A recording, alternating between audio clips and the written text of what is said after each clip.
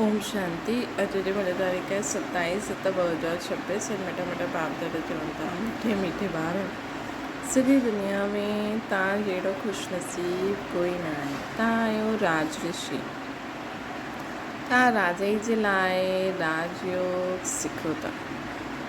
प्रश्न: निराकार बाप में कहिड़ा संस्कार आहिनि जो संगम ते तव्हां ॿार बि धारण कंदा आहियो? उत्तर: निराकार बाप में ज्ञान जा संस्कार आहिनि। उहे तव्हांखे ज्ञान ॿुधाए करे पतत खां पावन ठाहे ॾींदा आहिनि। हिन करे उन्हनि खे ज्ञान जो सागर पतत पावन चइबो। तव्हां ॿार बि हाणे उहे संस्कार धारण कंदा आहियो। तव्हां नशे सां चईंदा असांखे भॻवानु पढ़ाईंदा आहिनि। असां उन्हनि सां ॿुधी करे ॿुधाईंदा आहियूं। गीता आख़िर उहो ॾींहुं आयो अॼु। ओम शांति। मिठे मिठे रूहानी ॿारनि गीत ॿुधियो। हीअ महिमा कंहिंजी आहे? हिकु बाप जी। शिवाय नमः ऊचते ऊच भॻवानु आहे। ॿार ॼाणंदा आहिनि उहे असांजो बाबा आहिनि। इहे न की असां सभई बाप आहियूं। ॻायल बि आहे सॼी दुनिया ब्रदरहुड आहे। सन्यासी अथवा विद्वान चइण अनुसार ईश्वर सर्वव्यापी। सन्यासी अथवा विद्वान जे चइण अनुसार ईश्वर सर्वव्यापी चइण सां जीअं फादरहुड थी वेंदो आहे। ब्रदरहुड थियण सां बाबत सिद्ध थींदो आहे न, जंहिंसां वरसो मिलणो आहे। फादरहुड आहे त पोइ वरसे जी ॻाल्हि ई न आहे। ॿार ॼाणंदा आहिनि असां सभई आत्मा आहिनि जो बाप उहो हिकु आहे। उन्हनि खे चइबो आहे वर्ल्ड गॉड फादर। वर्ल्ड में केरु आहे? सभई ब्रदर्स आहिनि, आत्मा आहिनि। सभिनि जो गॉड फादर हिकु आहे। हुन बाप जी सभई प्रार्थना कंदा आहिनि। हिक जी बंदगी व पूजा थियणी खपे। उहा आहे सतप्रधान पूजा। इहे बि सम्झाइबो आहे ज्ञान भक्ति ऐं वैराग्य। बाप ज्ञान ॾींदा आहिनि सदगति जे लाइ। सदगति चइबो आहे जीवन मुक्ति धाम खे। इहा आत्माउनि खे बुद्धि में धारण करिणो आहे। असांजो घर शांति धाम आहे। उन्हनि खे मुक्ति धाम निर्वाण धाम बि चइबो आहे। सभिनि खां सुठो नाम शांति धाम आहे। हिते त ऑर्गन्स हुजण जे कारण आत्मा टोकी रहंदी आहे। ॻाल्हाइणो पवंदो आहे न। सूक्ष्म वतन आहे मूवी। इशारे सां ॻाल्हाइबो आहे। आवाज़ न थींदी आहे। टई लोकनि खे बि तव्हां ॼाणे विया आहियो। मूल वतन, सूक्ष्म वतन, स्थूल वतन। बुद्धि में इहा सुठी रीति वेठो आहे। मनुष्य सृष्टि जे लाइ ॻाइबो आहे कि सृष्टि चकर लॻाईंदी आहे। उन्हनि खे चइबो आहे वर्ल्ड जी हिस्ट्री जोग्राफी। मनुष्य ई त सभिनि खे ॼाणंदा आहिनि न। वर्ल्ड जी हिस्ट्री जोग्राफी ॿुधाईंदा आहिनि। ऊचते ऊच बाबा आहे। वर्ल्ड जी हिस्ट्री जोग्राफी कीअं रिपीट थींदी आहे उहो ॼाणंदा आहिनि शिव बाबा। हिन चकर खे ॼाणण सां त चक्रवर्ती राजा रानी ठहिया आहियो। ॻाईंदा बि आहिनि। देवी देवता संपूर्ण निर्विकारी हुया। लक्ष्मी नारायण जा चित्र हुया न।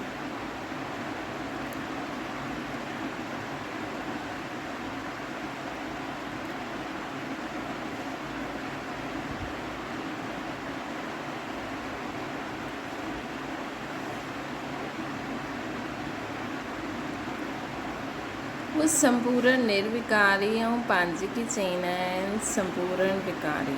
सत्य में आहे संपूर्ण निर्विकारी अथवा संपूर्ण पावन। कलयुग में आहे संपूर्ण विकारी, संपूर्ण पतत। भारत जी ही ॻाल्हि आहे। इहा बाप अची करे बुद्धि में विहारंदा आहिनि। ॿियो कोई ॼाणंदो न आहे।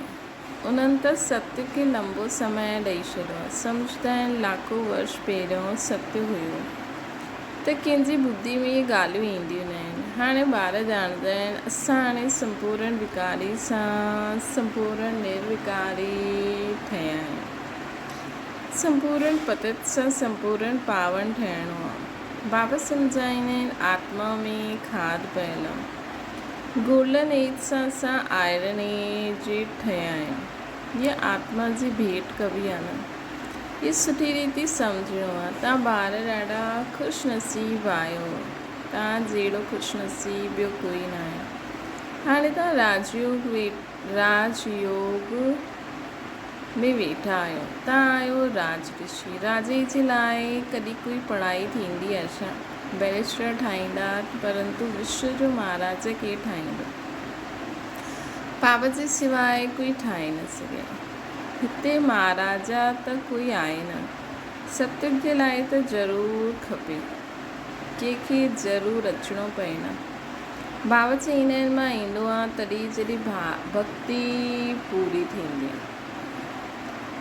हाणे भक्ति पूरी थी ॿी कोई ॻाल्हि हिन में उठाए न सघंदो आहे। असांखे बाप वेही सम्झाईंदा आहिनि इहो नशो थियणो खपे।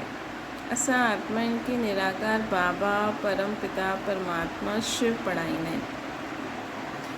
शिव खे त कोई ॼाणंदो ई न आहे। हाणे तव्हां ॿार ॼाणंदा आहियो बाबा वरी खां स्वर्ग जी राजा जी स्थापना करनि था। बाबा वरी खां स्वर्ग जी राजा जी स्थापना करनि था। असां उन्हनि खे महाराजन श्री नारायण महारानी श्री लक्ष्मी चईंदा आहिनि।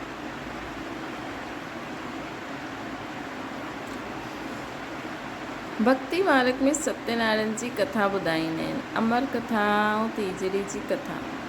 बाबा टियों नेत्र बि ॾींदा आहिनि। नर सां नारायण ठहिण जी कथा ॿुधाईंदा आहिनि। उहा ई ॻाल्हि जो पास्ट थी वेंदी आहे पोइ भक्ति में कमु ईंदी आहे। हाणे तव्हां ॿार सम्झंदा आहियो बाबा असांखे स्वर्ग जो मालिक ठाहींदा आहिनि। असां हक़दार आहियूं न। भॻवानु त स्वर्ग जो रचयिता आहे न। भॻवानु त स्वर्ग जो रचयिता आहे। असां भॻवान जी संतान आहियूं त असां स्वर्ग में छो न हुजूं? कलयुग में छो पिया आहियूं? परम पिता परमात्मा त नई दुनिया रचंदा आहिनि, पुराणी थोरी भॻवानु रचंदा। पहिरियों नई दुनिया ठाहींदा आहिनि, उन खां पोइ पुराणी खे तोड़ंदा आहिनि। तव्हां ॼाणंदा आहियो सत्युग जे लाइ राज्य वठूं था।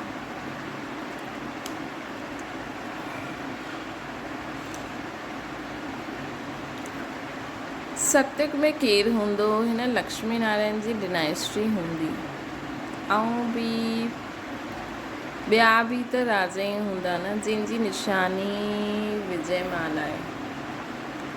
ॿार ॼाणंदा आहिनि असां हाणे विजयमाला में पिरोइण लाइ पुरुषार्थ करूं था। विजयमाला में पिरोइण लाइ पुरुषार्थ करूं था।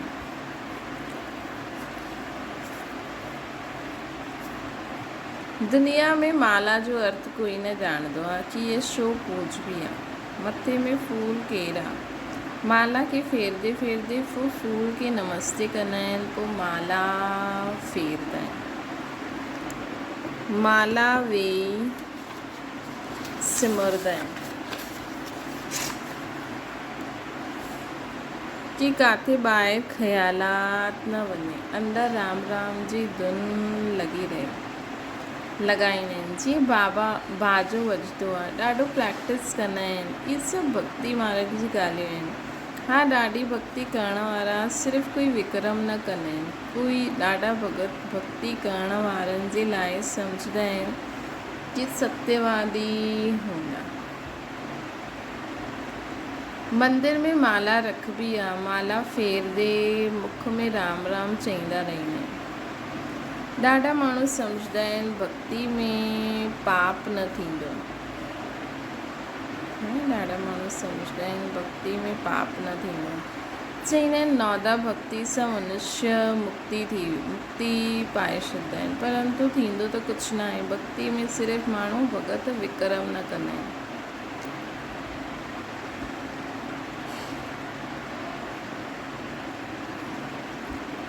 इहा हिकु नाटक आहे, उन में सतो प्रधान सतो रजो तमो में सभिनि खे अचिणो ई आहे। वापसि हिक खे बि न वञिणो आहे। जीअं मथे में जॻह ख़ाली थी वेंदी आहे, वैसे हिते बि ॾाढी जॻह ख़ाली थी वेंदी आहे।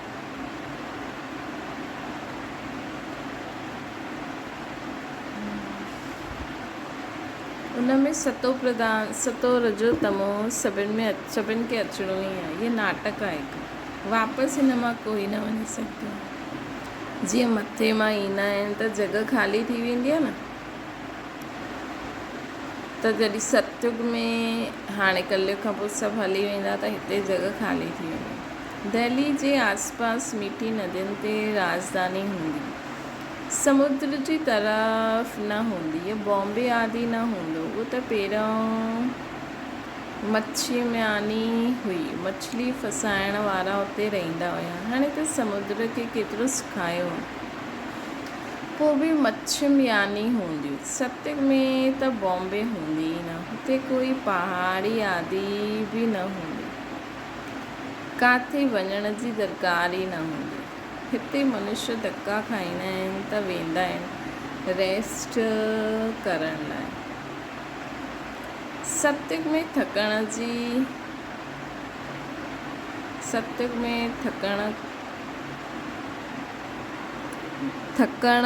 करण जी कोई प्रकार जी तकलीफ़ ई न हूंदी आहे, त स्वर्गवासी ठही वेंदा आहिनि। रिंचक बि तकलीफ़ न रहंदी आहे।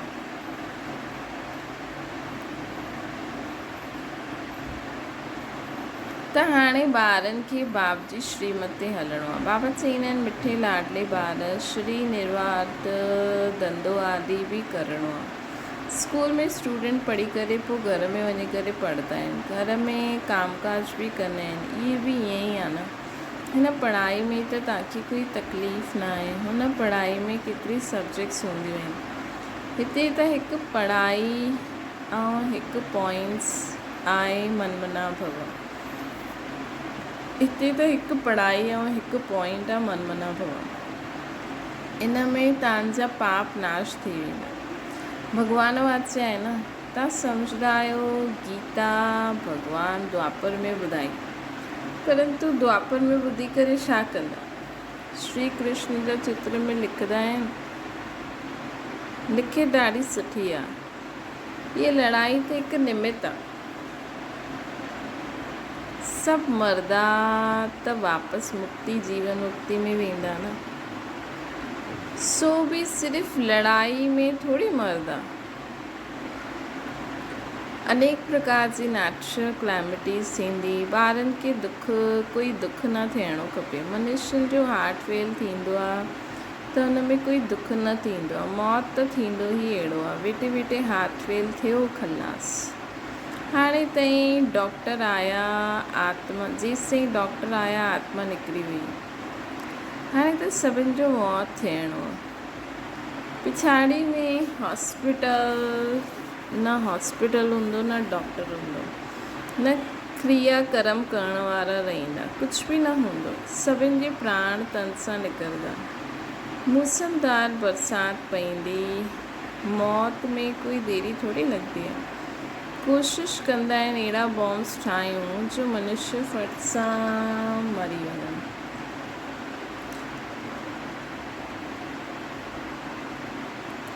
ईअं बॉम्ब्स ठाहिणा रहंदा आहिनि, बॉम्ब्स जी इम्प्रूवमेंट कंदा रहंदा आहिनि। इहे ड्रामा में नूंद आहे।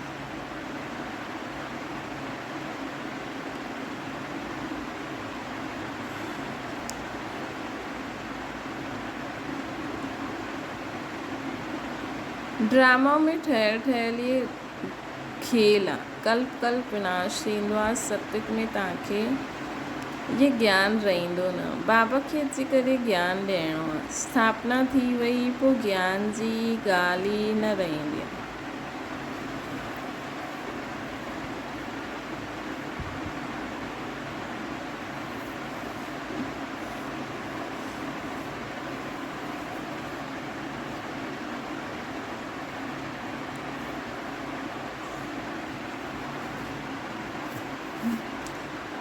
स्थापना थी वई, पोइ ज्ञान जी ॻाल्हि ई न रहंदी आहे। पोइ जॾहिं रावण राज्य शुरू थींदो आहे त भक्ति शुरू थींदी आहे। हाणे भक्ति पूरी थींदी आहे, हाणे तव्हांखे योग बल सां पावन ठहिणो आहे। पावन ठहिण सां ई सुखधाम शांतिधाम में वञी सघंदा आहियूं। चार्ट रखिणो पए। ये त सम्झी विया आहियो असां की बाप खे यादि करे सतो प्रधान हिते ठहिणो आहे। अहिड़ा कोई शास्त्र आदि ईअं कोई लिखियलु न आहे की असांखे बाप खे यादि करे सतो प्रधान हिते ठहिणो आहे। ॿारनि गीत ॿुधियो, आख़िर उहो ॾींहुं आयो अॼु, जबकि भारतवासी पोइ राजाउनि जे राजा ठहींदा, राजाउनि जे राजा अथवा महाराजा ठहींदा। पुठियां त्रेता में हूंदो आहे राजा रानी। पूज्य महाराजा महारानी हुया, वो द्वापर में वाम मार्ग में पुजारी ठही वेंदा।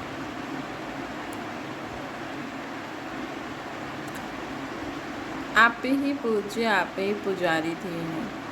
बाबा चवंदा आहिनि मां पुजारी न ठहींदो, देवताऊं पूज्य हूंदा आहिनि, मां न ठहींदो। बाबा चवंदा आहिनि न पुजारी ठहींदो आहे न पूज्य ठहींदो आहे। बाबा तो पूज्य तो एवर पूज्य है ना, लेकिन ये जो आपे ही पुजारी आपे ही पूज्य है ना, ये देवी देवता जे लाइ आहे।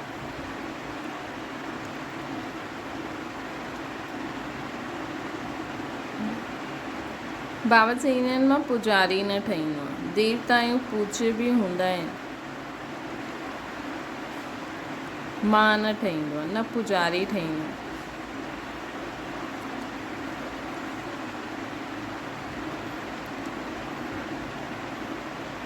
मतलब ये जो है ना, आप ही पूज्य आप ही पुजारी, ये लाइन शिव बाबा जे लाइ न आहे। भारतवासी देवी देवताउनि जी ही मंदिर ठाहे करे उन्हनि जो पूजन कंदा आहिनि। लक्ष्मी नारायण जो पहिरियों पूज्य हुया, पोइ भक्ति मार्ग में उहे ई शिव बाबा जा पुजारी ठहिया। जंहिं शिव बाबा महाराजा महारानी ठातो, उन्हनि जा पोइ मंदिर ठाहे करे पूजा कंदा आहिनि।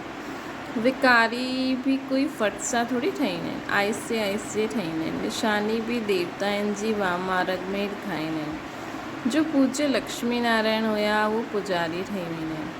पहिरियों शिव जा मंदिर ठाहींदा आहिनि। हुन समय त हीरनि खे कटे करे लिंग ठाहींदा आहिनि पूजा जे लाइ। ये कंहिंखे बि पतो न आहे कि परमात्मा नंढी सी बिंदी आहे। ये त हाणे सम्झंदा आहियो वॾो लिंग न आहे। मंदिर त ॾाढा ठाहींदा आहिनि। राजाऊं ॾिसी प्रजा, राजाउनि खे ॾिसी पोइ प्रजा बि ठाहींदी आहे।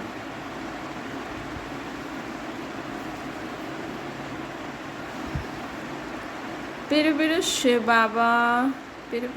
बाबा जी पूजा थींदी आहे। उन्हनि खे चइबो आहे अव्यभिचारी सतो प्रधान पूज्य। पोइ सतो रजो तमो में ईंदा आहिनि। पोइ रजो तमो में आया त नाम हिंदू रखी छॾियो। असल में आहिनि देवी देवता। बाबा चवंदा आहिनि त असुल देवी देवता धर्म जा आहियो, परंतु ॾाढा पतित थी विया आहियो, इन करे पंहिंजे खे देवता कहलाए न सघंदा आहिनि। अपवित्र थी विया आहियो छो जी हिंदू नाम त ॾाढो देरी सां रखंदा आहिनि। हिंदू नाम त ॾाढो देरी सां रखंदा आहिनि। हाणे तव्हां सम्झंदा आहियो हंस पूज्य, हाणे संगम युग ते न पूज्य आहियूं न पुजारी। तव्हां छा चईंदा आहियो? श्रीमत ते पूज्य ठहियूं था, ॿियनि खे बि ठाहियूं था। तव्हां आहियो ब्रह्मण, तव्हांजी आत्मा पवित्र थींदी वेंदी आहे। पूरो पवित्र थींदी त इहो पुराणो चोलो छॾिणो पवंदो। बाबा चवंदा आहिनि बिल्कुलु ई सहज आहे इहा ॻाल्हि। बूढ़ी माताउनि खे धारणा न थींदी आहे। बाबा चवंदा आहिनि इहे त सम्झंदा आहियो कि असां आत्मा आहियूं। आत्मा में सुठा व बुरा संस्कार हूंदा आहिनि। आत्मा जो कर्म कया उहो ॿिए जन्म में आत्मा जो कर्म कया उहो ॿिए जन्म में भोगणो हूंदो आहे। बाबा बि आत्माउनि सां ॻाल्हियूं कंदा आहिनि। बाप चवंदा आहिनि, हे ॿार आत्म अभिमानी ठहो। निराकार शिव बाबा निराकारी आत्माउनि खे पढ़ाईंदा आहिनि। निराकार बाबा में ज्ञान जा संस्कार आहिनि। शरीर त उन्हनि खे आहे न, त उहो ज्ञान जो सागर पतित पावन आहिनि।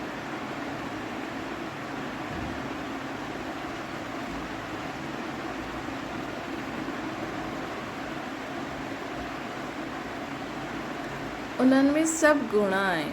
बाबा चवंदा आहिनि, मां अची करे तव्हां ॿारनि खे पावन ठाहींदो। युक्ति केतिरी सहज आहे।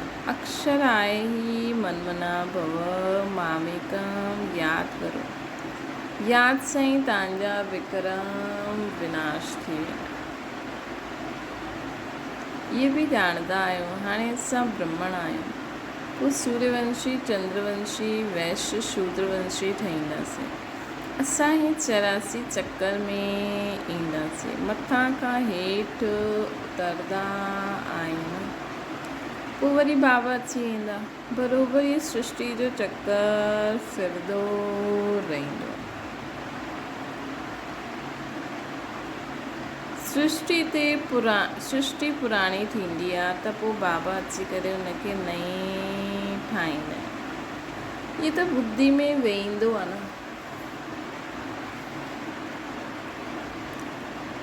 इहा चक्कर बुद्धि में फिरणो खपे।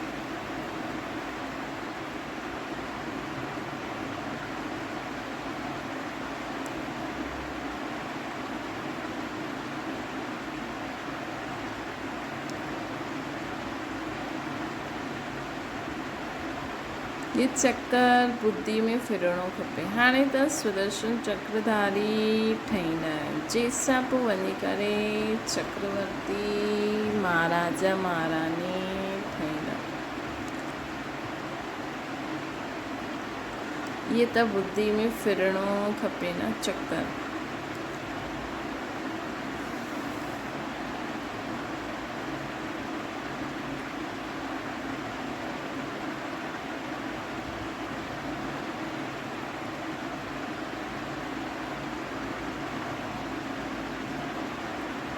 जंहिंसां असां वञी करे चक्रवर्ती महाराजा महारानी ठहींदासीं। अच्छा मीठी मीठी सिकी रहे ॿारनि प्रति माता पिता बाप दादा जो यादि प्यार ऐं गुड मॉर्निंग। रूहानी बाप जी सभिनि रूहानी ॿारनि खे नमस्ते।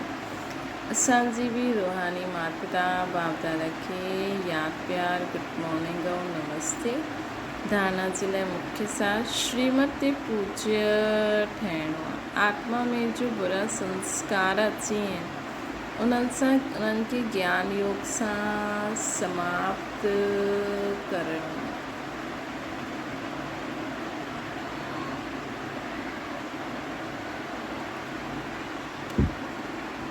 संपूर्ण निर्विकारी ठहिणो। ॿियो आहे शरीर निर्वार्थ कर्म कंदे बि पढ़ाई पढ़णी ऐं पढ़ाइणी आहे। शरीर निर्वार्थ कर्म कंदे बि पढ़ाई पढ़णी ऐं पढ़ाइणी आहे ॿियनि खे। योग बल सां पावन ठही राजाई पद वठणो। वरदाना पंहिंजी श्रेष्ठ स्थिति द्वारा माया खे स्वयं जे अॻियां झुकाइण वारा हाईएस्ट पद जे अधिकारी ठहो।